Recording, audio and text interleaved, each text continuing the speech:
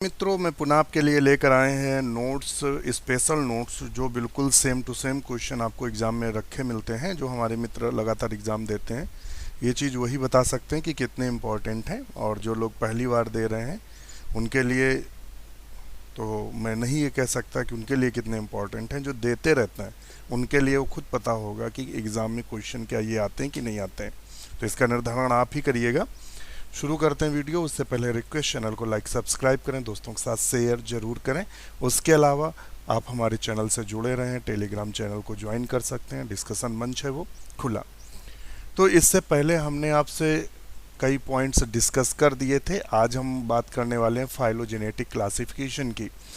जो क्लासिफिकेशन है वो चाहे टीजीटी हो, पीजीटी हो, एलटी हो या जीआईसी हो या असिस्टेंट प्रोफेसर बॉटनी हो, इनमें से जो आपका टैक्सोनॉमी का पोर्शंस होता है उसका जो अपर पार्ट होता है वो आपका क्लासिफिकेशन से आता है। और तीन प्रकार का क्लासिफिकेशन, जो आर्टिफिशियल यानी कृत्रिम, और नेचुरल, और तीसरा आता है फाइलोजेनेटिक क्लासिफिकेशन, जिसे जाति वृत्तीय, हिंदी में बोलते हैं जाति वृत्तीय वर्गीकरण। तो जाति वृत्तीय वर्गीकरण के बारे में आज जानते हैं। इससे पहले वीडियो आपको उपलब्ध होगा हमारे ऑनलाइन क्लासेस के जो प्लेलिस्ट है उस पर देख सकते हैं। तो evolutionary history of organism it called phylogeny, यानी किसी भी जीव से कैसे कौन सा जीव बना है। जैसे फाइलोजेनी स्टडी करते हैं तो हॉर्स की हमें मिलती है, पेडिग्री जो मिलती है हॉर्स की मिलती है। पहले हॉर्स कैसे थे, फिर उनसे कैसे बने, तो ये जाति वृत्तिता कहलाती है या फाइलोजेनेटिक कहलाती है। एक से रिलेटेड जो होता है। तो यहाँ हम जो पौधे कैसे बने, कौन से पौधे पहले आए, उनसे कौन से बने, उनसे कौन से बने, तो ये जो स्टडी है उसे फाइलोजेनी कहलाते हैं। अब ये पॉइंट नोट कर लीजिएगा। Phylogeny this term coined by the Lamarck. जो फाइलोजेनी शब्द दिया था या जाति वृत्तिता शब्द दिया था, इसको लैमार्क ने दिया था। किसने दिया था? लैमार्क ने। System are based on phylogenetic relationship. अभी हमने आपको बताया था फाइलोजेनेटिक का मतलब क्या है, कि जीव एक दूसरे से किस प्रकार से डेवलप हुए। Phylogenetic system are also called the cladistics. तो ये नोट्स कर लीजिएगा कि फाइलोजेनेटिक्स का दूसरा नाम क्या है। तो फाइलोजेनेटिक का दूसरा नाम जो है वो क्लैडिस्टेटिक्स है। क्या है? क्लैडिस्टेटिक्स है। तो ये आप नोट कर लीजिएगा। नेक्स्ट पॉइंट देखते हैं। Systematic classification based on the evolutionary relationship of the organism in the order of their assumed the divergence from the ancestral forms and the graphic representation evolutional relationship called the family tree. अगर जो हम जैसे आपने देखा होगा मनुष्य का कि किससे कौन बना, इस तरह से ट्री बनाते हैं, उसे क्लेडोग्राम बोलते हैं। तो यहाँ से जो क्वेश्चन बन सकते हैं या बने हैं उनके तीन रूप हम आपको बताएं। पहला आता है फाइलोजेनिक टर्म किसने दिया? तो लैमार्क ने दिया। फाइलोजेनेटिक क्लासिफिकेशन किस बेस पे है? तो फाइलोजेनेटिक रिलेशनशिप के बेस पे है। फाइलोजेनेटिक जो सिस्टम होता है इसका दूसरा नाम क्या है? क्लाइडिस्टेटिक्स है। तीसरा पूछ सकता है जो फैमिली ट्री बनाते हैं या जो फाइलोजेनेटिक ट्री बनाते हैं उसको हम किसके नाम से, दूसरा क्या नाम है? तो क्लेडोग्राम है।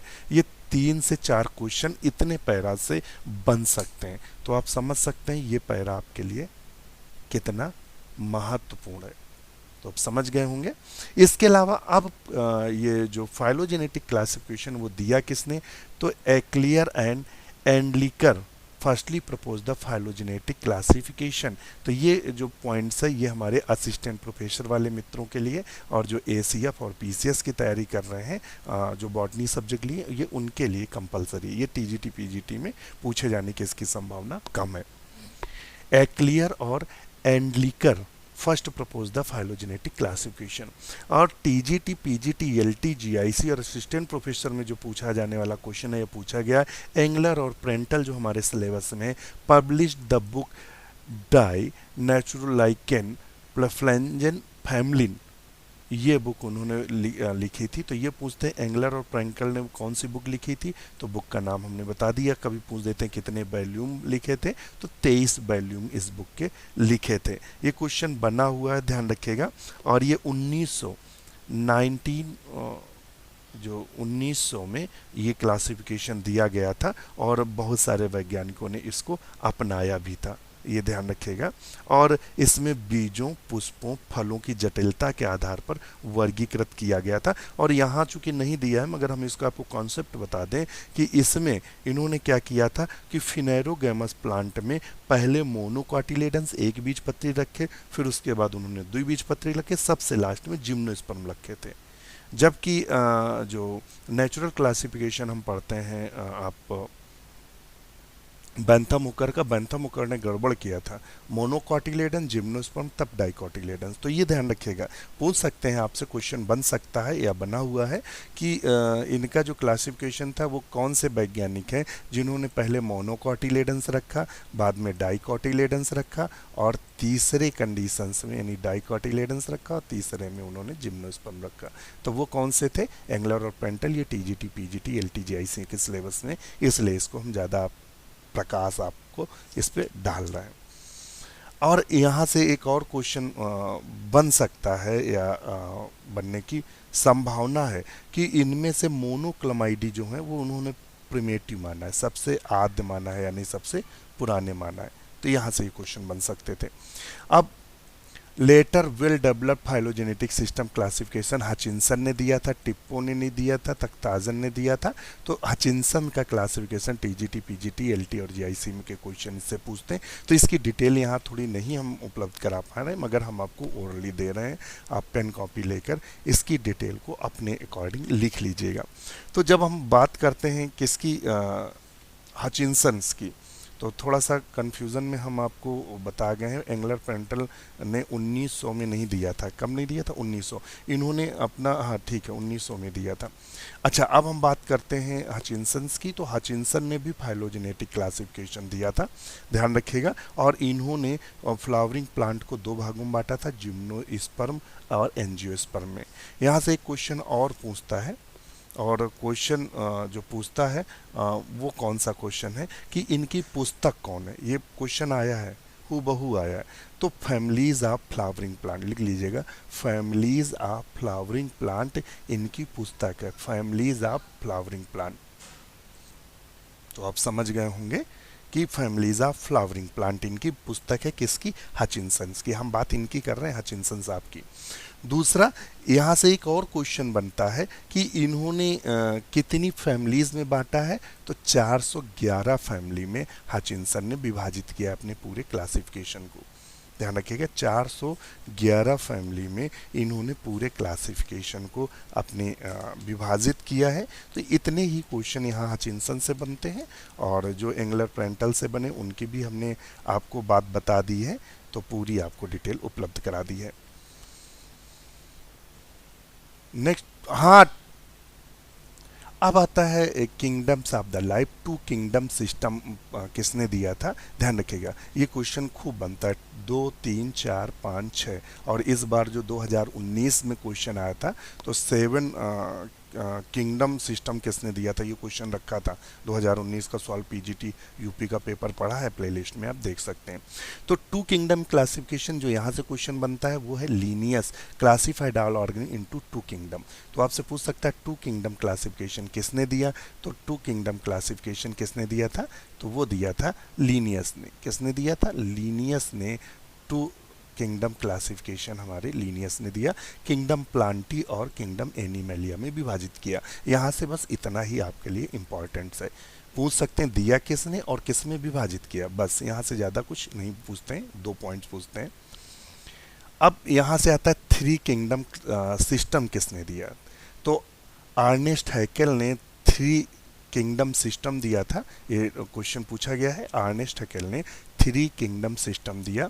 ही सेपरेटेड 1 सेल्ड यूकैरियोट्स, इन्होंने एक कोशिका वाले यूकैरियोट्स को डिवाइड मतलब सेपरेट किया था इनटू सेपरेट किंगडम प्रोटिस्टा। ध्यान रखिएगा, तो इन्होंने किस में बांटा? Protista. These are 3 kingdom are Protista, Plantae, Animalia. तो इन्होंने कितने में बांटा? 3 में। कौन कौन से थे? पहले था प्रोटिस्टा, दूसरे थे प्लांटी, और तीसरे थे एनिमेलिया। इन 3 भागों में इन्होंने बांटा था। प्रोटिस्टा में इन्होंने एल्गी, स्लाइम मोल्ड्स आदि और प्रोटोजोअन्स, फंजाई, बैक्टीरिया को शामिल किया था। और प्लांटी में सारे प्लांट और एनिमल में सारे एनिमल। तो यहाँ से क्वेश्चन ये बन सकता है कि जो हैकेल ने प्रोटिस्टा वर्ग मतलब उन्होंने जो चुना उसमें किसको शामिल किया, तो इन्होंने एल्गी को भी शामिल किया था। स्लाइम मोल्ड्स, एक्चुअली में एल्गी जो होती हैं यू और प्रो दोनों होती हैं, स्लाइम मोल्ड्स को भी, प्रोटोजोवन जो कि यूकैरियोट्स होते हैं उनको भी उन्होंने प्रोटिस्टा में रखा था, फंजाई बैक्टीरिया को भी रखा था। तो 3 में विभाजित किया, प्रोटिस्टा, प्लांटी, एनिमेलिया। तो ये क्वेश्चन बन सकता है कि अर्नेस्ट हैकेल ने कितने भागों में विभाजित किया, 3 में। कौन कौन, प्रोटिस्टा, प्लांटी, एनिमेलिया। नेक्स्ट देख लेते हैं, फोर किंगडम सिस्टम।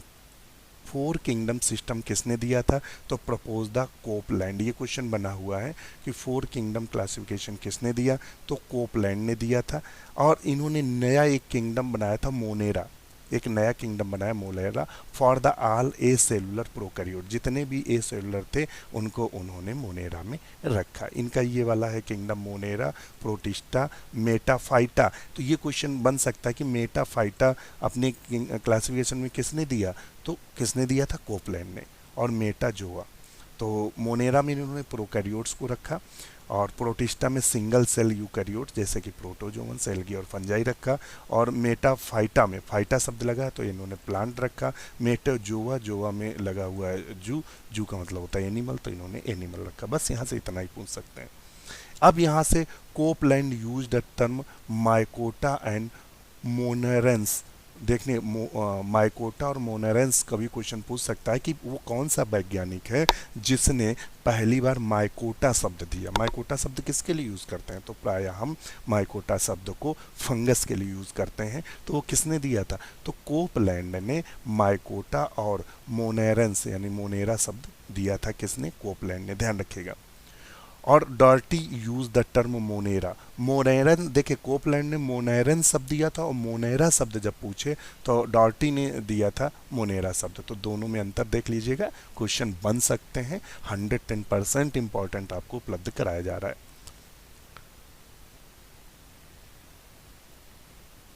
अब आता है फाइव किंगडम सिस्टम किसने दिया, तो फाइव किंगडम सिस्टम दिया था व्हिटकर ने 1961 में। ये क्वेश्चन कॉमन क्वेश्चन है और ये बिल्कुल नया क्वेश्चन आपके लिए है कि जो फाइव किंगडम क्लासिफिकेशन दिया था वो बेस्ड किस पर था, तो फाइलोजेनेटिक क्लासिफिकेशन सिस्टम पे बेस्ड था। किस पे था, मतलब फाइलोजेनेटिक क्लासिफिकेशन सिस्टम पे बेस्ड था।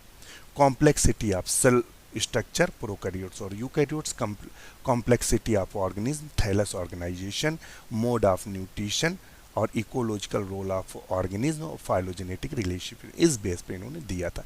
इन्होंने 5 भागों में, कौन कौन से थे वो 5 भाग जिनको भी, मोनेरा, प्रोटिस्टा, फंजाई, प्लांटी और एनिमेलिया। मोनेरा में इन्होंने बैक्टीरिया रखा, प्रोटिस्टा में प्रोटोजोवन रखे, फंजाई में फंजाई रखे, प्लांटी में प्लांट रखे, एनिमेलिया में एनिमल रखे। बस यहाँ से इतना ही क्वेश्चन बनना है व्हिटकर से। देखिए मैं जो बता रहा हूँ उसका एक भी एक्स्ट्रा पॉइंट नहीं बता रहा हूँ, लेंदी कुछ भी नहीं पढ़ा रहा हूँ, बस जो आपसे क्वेश्चन बनेंगे उन्हीं की हम चर्चा करते हैं। तो फाइव किंगडम क्लासिफिकेशन आप देख सकते हैं, यहाँ से इतना ही पूछा जाना है, बकाया हम लोग छोड़ रहे हैं। फिर आता है सिक्स किंगडम सिस्टम किसने दिया, तो six kingdom system proposed by the grey and do little ने दिया था, ग्रे एंड डू लिटल 1982 में। इन्होंने लिविंग ऑर्गेनिज्म को 6 भागों में बांटा था।